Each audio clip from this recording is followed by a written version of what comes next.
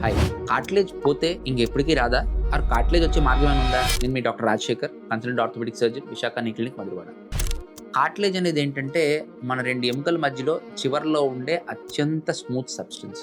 ఈ smooth substance అనేది మనకు పుట్టుకతోనే వస్తుంది. వీటిని రాను రాను ఏజ్‌తో పాటు థిన్ అవుతూ ఉంటుంది. అంటే దాని తాలూకా స్ట్రెంగ్త్ తగ్గిపోతూ ఉంటుంది. అప్పుడు చిన్న దెబ్బ తగిలినా ఈ కార్టిలేజ్ అనేది పోతూ ఉంటుంది. ఇలాంటి కార్టిలేజ్ పోవడం అనేది ఒక చిన్న చోటు పోవచ్చు ఆర్ డిఫ్యూజ్‌గా అంటే ఎక్కువ సర్ఫేస్ కూడా పోవచ్చు. అలా చిన్నగా ఎక్కడైనా కార్టిలేజ్ పోతే గనక దాన్ని మేము పక్కనే ఇంకొక చోట నుంచి కార్టిలేజ్ తీసి దాన్ని రిపేర్ చేస్తాం. ఇలా కార్టిలేజ్ రిపేర్ చేసే ప్రొసీజర్‌ని ఓట్స్ అంటారు. ఇలా ప్రొసీజర్ చేయటం వల్ల ఆ ఒక్క చోట పోయిన కార్టిలేజ్ మళ్ళీ రీగ్రో చేయొచ్చు. అదే సపోజ్ డిఫ్యూజ్‌గా అంటే మన అరుగుదలలో పోయినట్టుగా పోయిందనుకోండి, వాళ్ళకి మనం దీన్ని కొంచెం క్లీన్ చేసి లోపల కన్నాలు పెట్టి అలాగే కొన్ని ఇంజెక్షన్స్ ఇవ్వడం ద్వారా కూడా వాళ్ళ కార్టిలేజ్‌ని రీగ్రో చేయొచ్చు.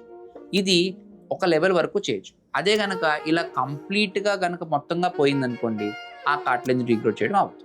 సో, కార్టిలేజ్ లాస్ అనేది ఇనీషియల్‌గా ఉన్నప్పుడు ఐడెంటిఫై చేసి ట్రీట్మెంట్ చేసుకుంటే మనం కార్టిలేజ్‌ని కాపాడుకోవచ్చు. Thank you.